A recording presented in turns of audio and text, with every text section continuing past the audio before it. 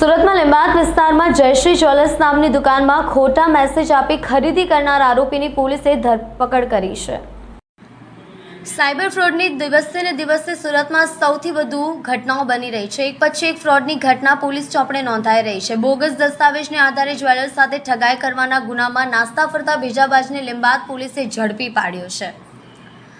અનડિટેક્ટ ગુનાઓને શોધી કાઢવા પોલીસ કમિશનરે ખાસ સૂચના આપી હતી, જે અનુસંધાને લીંબાદ પોલીસની ટીમ કામે લાગી હતી। તે સમય દરમિયાન પોલીસ ઇન્સ્પેક્ટરને મળેલ બાતમીને આધારે લીંબાદ વિસ્તારમાં આવેલ જયશ્રી જ્વેલર્સ નામની દુકાનમાં ખોટા બિલ સાથે રૂપિયા ઓનલાઈન ચૂકવી આપી દીધા હોવાનું સ્ક્રીનશોટ બતાવી સોનું ખરીદી ઠગાઈ કરનાર દેવલ સિંઘેને ઝડપી પાડી વધુ કાર્યવાહી હાથ ધરી છે। સુરતના કડોદરા રોડ ભરત કેન્સર હોસ્પિટલ પાસે મેટ્રોની કામગીરી માટે બંધ કરેલો રસ્તો રાબેતા મુજબ શરૂ કરાયો છે। સુરતના કડોદરા રોડ ઉપર ભરત કેન્સર હોસ્પિટલ આગળ જે મેટ્રોની સ્પામ રિપેરિંગની કામગીરી હતી તે પૂર્ણ થઈ હોય મેટ્રો વિભાગ તરફથી રોડ ખુલ્લો મૂકવા માટે ક્લિયરન્સ મળતા સુરતથી કડોદરા તરફ તેમજ કડોદરાથી સુરત તરફનો માર્ગ તમામ પ્રકારના વાહન વ્યવહાર માટે ખુલ્લો મૂકવામાં આવ્યો છે। મેટ્રોના સ્પાન ઝૂકી જવાની ઘટના બાદ રિપેરિંગ કામ અર્થે 5 દિવસ માટે કરેલો રસ્તો ફરી શરૂ કરવામાં આવ્યો છે। સતત 5 વાહન ચાલકો અને રાહદારીઓને ભારે મુશ્કેલીનો સામનો કરવો પડ્યો હતો।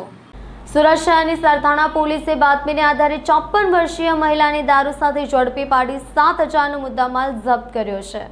સુરત શહેરમાં દારૂ જુગારની પ્રવૃત્તિ પર કાર્યવાહી કરવા પોલીસ કમિશનરે ખાસ સૂચના આપી હતી, જે અનુસંધાને સરથાણા જકાતનાકા વિસ્તારમાં પોલીસ ઇન્સ્પેક્ટરના માર્ગદર્શન હેઠળ સર્વેલન્સ સ્ટાફ સાથે પેટ્રોલિંગમાં હતા। તે સમયે 54 વર્ષીય કમલાબેન 7,000નો દારૂ મુંબઈથી સુરત લાવી રહી હોવાની માહિતી મળી હતી, જે બાતમીને આધારે સરથાણા શામધામ મંદિર પાસે પોલીસે 15 બોટલ દારૂ સાથે કમલાબેનને ઝડપી પાડ્યા છે। દારૂ ક્યાંથી લાવી અને કોને આપ્યો તે મામલે પૂછપરછ શરૂ કરાઈ છે। ગાંધીનું ગુજરાત ડ્રાય સ્ટેટ નહીં રહે, ગિફ્ટ સિટી પછી હવે સુરત ડાયમંડ બુર્સમાં પણ દારૂ પીવાની છૂટ આપવા માંગ। સુરતમાં વિશ્વની સૌથી મોટી ઓફિસ ડાયમંડ બુર્સ હીરા ઉદ્યોગકારોને આકર્ષવામાં નિષ્ફળ રહ્યું છે। ગાંધીનું ગુજરાત ડ્રાય સ્ટેટ નહીં રહે, ગિફ્ટ સિટી પછી હવે સુરત ડાયમંડ બુર્સમાં પણ દારૂ પીવાની છૂટ આપવા માંગ। સુરતમાં વિશ્વની સૌથી મોટી ઓફિસ ડાયમંડ બુર્સ હીરા ઉદ્યોગકારોને આકર્ષવામાં નિષ્ફળ રહ્યું છે, જેને જોતા હીરા ઉદ્યોગકારોએ હીરા ઉદ્યોગને ગુજરાતમાં ગિફ્ટ સિટી બાદ વધુ એક સ્થળે હીરા ઉદ્યોગના પ્રોત્સાહનના ભાગરૂપે દારૂ પીવા માટેની વ્યવસ્થા ખુદ સરકાર કરવા જઈ રહી છે। જે રીતે ખુદ સરકાર જ દારૂબંધીના નિયમો હળવા કરવાના મૂડમાં છે, તે જોતા કહી શકાય હવે ગાંધીનું ગુજરાત ડ્રાય સ્ટેટ રહ્યું નથી। 35.54 એકરમાં ફેલાયેલું સુરત ડાયમંડ બુર્સ ગુજરાતનું ડ્રીમ પ્રોજેક્ટ છે। વર્ષ 2023માં કરાયેલા ઉદ્ઘાટન બાદ પણ આ પ્રોજેક્ટને હીરા ઉદ્યોગકારો તરફથી ઝાઝો પ્રતિસાદ સાંપડ્યો નથી। કુલ 4500 ઓફિસો હોવા છતાંય ડાયમંડ બુર્સ વૈશ્વિક ડાયમંડ ટ્રેડિંગ હબ બનવાની ગુજરાતની મહત્વાકાંક્ષાને પૂર્ણ કરી શક્યો નથી। ગિફ્ટ સિટીમાં ઉદ્યોગકારો રોકાણકારોને આકર્ષવા માટે દારૂબંધીની છૂટ અપાઈ હતી, ત્યારે ડાયમંડ બુર્સના પદાધિકારીઓએ પણ રાજ્ય સરકારને દારૂ પીવાની છૂટ માટેની માંગ કરી હતી। ગિફ્ટ સિટીની જેમ જ દારૂની છૂટને લઈને રાજ્ય સરકાર દ્વારા હીરા ઉદ્યોગકારોની દરખાસ્તને મંજૂરી આપે તેવી સંભાવના વ્યક્ત કરવામાં આવી છે। ગિફ્ટ સિટીને જેમ દારૂ પીવાની છૂટને લઈને રાજ્ય સરકાર હીરા ઉદ્યોગકારોની દરખાસ્તને મંજૂરી આપે તેવી સંભાવના વ્યક્ત કરવામાં આવી રહી છે। એવું જાણવા મળ્યું છે કે જો ડાયમંડ બુર્સની દરખાસ્તને મંજૂરી મળશે તો ગૃહ વિભાગ અને અન્ય સંબંધિત વિભાગો દારૂના વપરાશ અને વેચાણ મુદ્દે માર્ગદર્શિકા કરશે। ઉલ્લેખનીય છે કે ગાંધીના ગુજરાતમાં ગિફ્ટ સિટી બાદ સુરત ડાયમંડ બુર્સમાં દારૂ પીરસવા માટે સરકારે તૈયારીઓ આદરી છે। તેવી ચર્ચા છે કે ખુદ સરકારે જ વેપાર ઉદ્યોગના બહાને ગુજરાતમાંથી દારૂબંધીને વધુને વધુ હળવી કરવાના મતમાં છે। જો આ સ્થિતિ રહી તો દારૂ પીવા માઉન્ટ આબુ, ગોવા કે રાજસ્થાન જવાની જરૂર નહીં પડે, બધું ગુજરાતમાં જ મળી રહેશે। સરકાર તબક્કાવાર દારૂ પીવાની છૂટના નિયમને હળવા કરશે, જેથી ગુજરાતમાં સરકાર સામે હંગામો થાય નહીં।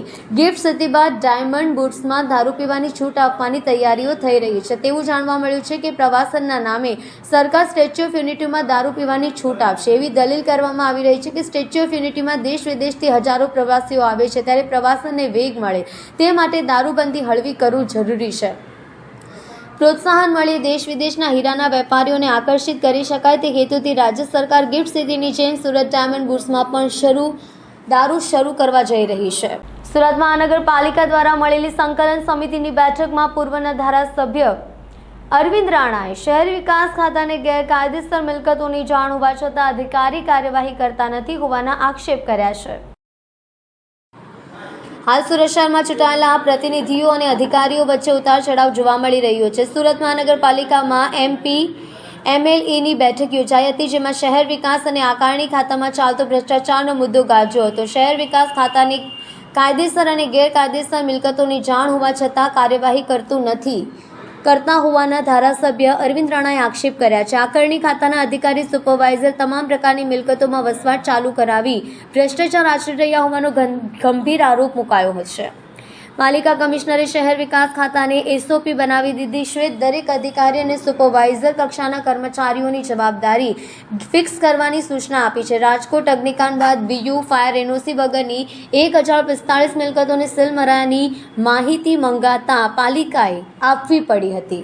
લીધે હાઈકોર્ટ એક્શનમાં આવી અને હાઈકોર્ટના આદેશ પ્રમાણે સુરત મહાનગરપાલિકામાં પણ વસવાટ સિવાયની વ્યવસાયિક જે બધી મિલકતો છે એ મિલકતોની ઉપર BU પરમિશન વગર અને ફાયર NOC વગર વ્યવસાયિક મિલકતોની ઉપર સીલ મારવાની કામગીરી ચાલુ થઈ. આની માહિતી મેં મંગાવી. કુલ 9 ઝોનમાં 1045 જેટલી મિલકતો ઉપર સુરત મહાનગરપાલિકાએ NOC, ફાયર NOC અને BUC વગર મિલકતો ઉપર સીલ મારવામાં આવી.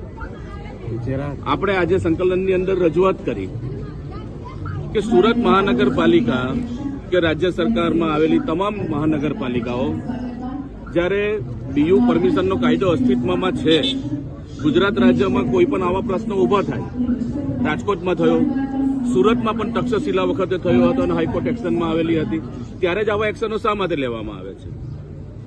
આપણી પાસે શહેર વિકાસ ખાતું છે. શહેર વિકાસ ખાતાની અંદર જે શહેરના લોકોએ પોતાની મિલકત બાંધવી હોય તો તે પ્લાન રજૂ કરવા માટે આવે છે, પ્લાન મૂકે છે અને પ્લાન મૂક્યા પછી એ બાંધકામ કરે છે અને બાંધકામ કર્યા પછી એ વસવાટ કરતા થઈ જાય છે. એ જ રીતે ગેરકાયદેસર મિલકતો બાબતે પણ RTIનો કાયદો અમલમાં હોવાને લીધે કેટલીક મિલકતો પર નોટિસ આપવામાં આવે છે. લગભગ 100% મિલકતો ગેરકાયદેસર બનેલી હોય છે, તેની પણ માહિતી શહેર વિકાસ ખાતા પાસે હોવા છતાં જ્યારે એમાં વસવાટ થઈ જાય છે અને જ્યારે આવા પાછળથી પ્રોબ્લેમ થાય છે ત્યારે લોકો હેરાન થાય છે, પરેશાન થાય છે અને ચૂંટાયેલા પ્રતિનિધિ તરીકે જ્યારે અમારી પાસે આવા પ્રશ્નો આવે છે ત્યારે આ ખૂબ દુઃખદ બાબત છે. અને કોર્પોરેશન પાસે તો આકારની વિભાગ પણ છે અને આકારની વિભાગને પણ ખબર છે કે કઈ મિલકત ક્યારે બની અને આકારના દફતરે ચરાવવામાં આવે છે, કાયદેસર હોય કે ગેરકાયદેસર હોય એ મિલકત ચરાવવામાં આવે છે, એનો વેરો લેવામાં આવે છે. તો આ પરિસ્થિતિની અંદર જ્યારે ગેરકાયદેસર મિલકતો હોય, વસવાટ વગરની મિલકત હોય, NOC વગરની મિલકત હોય, તો જ્યારે આપણે હાઈકોર્ટ એક્શનમાં આવે છે ત્યારે જ આવા પગલાં કેમ લેવામાં આવે છે? એટલા માટે કમિશનરે પણ આ મુદ્દે ખૂબ ગંભીરતા લીધી અને ગંભીરતા લઈને જ્યારે આ બંને ખાતાના બંને ડિપાર્ટમેન્ટ સુરત મહાનગરપાલિકા પાસે છે ત્યારે એક IAS ઓફિસર તરીકે એને અધિકારીઓને અમારી સંકલન સમિતિની અંદર કહેવામાં આવ્યું કે આપણે એક SOP બનાવો અને SOP બનાવીને આ જે ભ્રષ્ટાચારનું મૂળ છે એ સુપરવાઇઝર અને નાના કક્ષાના જે અધિકારીઓ છે એની ઉપર એક્શન લેવા માટે આપણે એક SOP તૈયાર કરીએ અને SOPના આધારે આવી જે કંઈક મિલકતો છે એ મિલકતો કાયદેસર બને. કાયદેસર થયા પછી તેઓ BU પરમિશન લે અને BU પરમિશન લઈ પછી જ એનો ઉપયોગ કરે તેવી રીતની એક SOP તૈયાર કરવાની વાત એમને આ સમિતિની અંદર રજૂ કરી અને એ ખૂબ ગંભીરતાપૂર્વક કમિશનરશ્રીએ લીધું છે અને ટૂંક સમયની અંદર સુરત મહાનગરપાલિકા SOP દ્વારા આ જે કંઈક હવે બાંધકામની પ્રવૃત્તિ છે એની પર નિયંત્રણ પણ આવશે અને વસવાટની પરવાનગીની સાથે લોકો કામ કરશે એવી મને આશા છે. Thank you. કેન્દ્રીય મંત્રી CR પાટીલે સુરત મનપાના વિવિધ ઝોન વિસ્તારમાં બ્રિજ અને હાઇડ્રોલિક વિભાગના અંદાજિત ₹230.19 કરોડના ખર્ચે સાકારિત થયેલ પ્રકલ્પોનું ખાતમુહૂર્ત કર્યું છે. CR પાટીલ કેબિનેટ મંત્રી જળશક્તિ ભારત સરકારના હસ્તે સુરત મનપાના વિવિધ ઝોન વિસ્તારમાં બ્રિજ અને હાઇડ્રોલિક વિભાગના અંદાજિત ₹230.19 કરોડના ખર્ચે સાકારિત થયેલ પ્રકલ્પોનું ખાતમુહૂર્ત કર્યું. મનપા draft TP scheme number 69 Dindoli ગોડાદરામાં 45.0 મીટરના રસ્તા પર માનસરોવર સોસાયટીથી ઉધના ભુસાવલ રેલવે લાઇનને ક્રોસ કરતો 6 લેનના રેલવે ઓવરબ્રિજનું ખાતમુહૂર્ત કર્યું હતું. પૂર્વ વરાછા ઝોન એ વિસ્તારમાં સુરતથી કડોદરા જતા મુખ્ય માર્ગ ઉપર ફ્લાયઓવર બ્રિજનું ખાતમુહૂર્ત કર્યું. અશ્વિની કુમાર વલ્લભાચાર્ય રોડ તરફથી હીરાબાગ જંકશન ક્રોસ કરી હયાત શ્રીનાથજી ફ્લાયઓવર બ્રિજ ઉપર કાપોદ્રા જંકશન પહેલા સુધીના એન્ટ્રી રેમ્પનું ખાતમુહૂર્ત કરવામાં આવ્યું હતું. સુરત મહાનગરપાલિકામાં નવા સમાવિષ્ટ વિસ્તારો પૈકી સાઉથ ઝોન બી વિસ્તારમાં પાણી પુરવઠો પૂરો પાડવા માટે ટ્રાન્સમિશન મેઇન નાખવાનું કામ ખાતમુહૂર્ત કરવામાં આવ્યું છે. તમારે પાણી એ તો એક બહુ મહત્વનો વિષય છે. તમારા દ્વારા તમારી મદદની અપીલ કરવા માટે મેં તમારો આટલો સમય લીધો છે. હું કોઈ પણ જગ્યાએ જાઉં છું, મને પાણીની બોટલ આપે ને અડધી પાણી દઉં ને, હોટલમાં હોય કે કોઈના ઘરે તો અડધું પાણીની બોટલ પાછો લેતો આવું છું. કે મંત્રાલયનો મંત્રી બન્યા પછી પહેલાંથી જ આ કરું છું. તમે પણ પાણીનો બગાડ ન થાય એની બધા સૌ ચિંતા કરે એ વિનંતી સાથે આપ સૌને સાંભળ્યા બદલ ખૂબ ખૂબ આભાર સાથે ફરી મહાનગરપાલિકાને, એના પદાધિકારીઓને, અધિકારીઓને અને આપ સૌને આ વરસાદમાં ખાડીપુરમાં પણ જે કામગીરી કરી એના માટે આપ સૌને અભિનંદન સાથે મારી વાતને વિરામ આપું છું. ખૂબ ખૂબ ધન્યવાદ. ભારત માતા કી જય. સુરતની લાજપોર જેલમાંથી આજીવન કેદની સજા પામેલા મહિલા સહિત 11 જેટલા કેદીઓને જેલ મુક્ત કરાયા છે. આ તમામને જેલ વડાએ ભાગવત ગીતા ભેટમાં આપી હતી.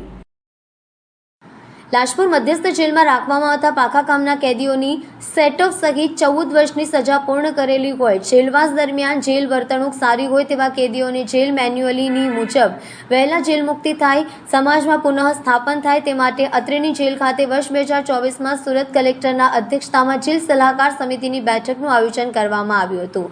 જેલ સલાહકાર સમિતિના સભ્યોના અભિપ્રાય પ્રમાણે પોલીસ કમિશનર, સજા કરનાર કોર્ટ, ધારાસભ્ય, જેલ અધિક્ષક તેમજ અધિક પોલીસ મહાનિર્દેશક જેલ અને સુધારાત્મક અભિપ્રાય સાથે કેદીઓની વહેલી જેલ મુક્તિ અંગેની રજૂઆત કરવામાં આવી હતી. ગુજરાત સરકાર દ્વારા લાજપોર મધ્યસ્થ જેલ સુરતના સારી વર્તણૂક ધરાવતા 10 પુરુષ અને 1 મહિલા સહિત કુલ 11 પાકા કામના કેદીઓને સરકાર દ્વારા આજીવન કેદની સજા પૈકીની બાકીની સજા માફ કરી તેઓ સમાજના સામાન્ય પ્રવાહમાં સારા અને જવાબદાર નાગરિક તરીકે પોતાનું જીવન જીવી શકે, હકારાત્મક વલણ દાખવી જેલ મુક્ત કરવા અંગેના હુકમ કરવામાં આવ્યો હતો. શરતોને આધીન અત્રેની જેલના કુલ 11 પાકા કેદીઓને જેલ મુક્ત કરવાની કાર્યવાહી કરવામાં આવી છે. પાકા કેદીઓની જેલ મુક્તિ વખતે જેલ અધિક્ષક જે.એન. દેસાઈ જેલ મુક્ત થતા તમામ 11 કેદીઓનું મોઢું મીઠું કરાવી શ્રીમદ ભાગવત ગીતા પુસ્તક ભેટ સ્વરૂપે આપી સમાજમાં તેઓ પુનઃ સ્થાપિત થાય તેવી શુભેચ્છા પાઠવી હતી.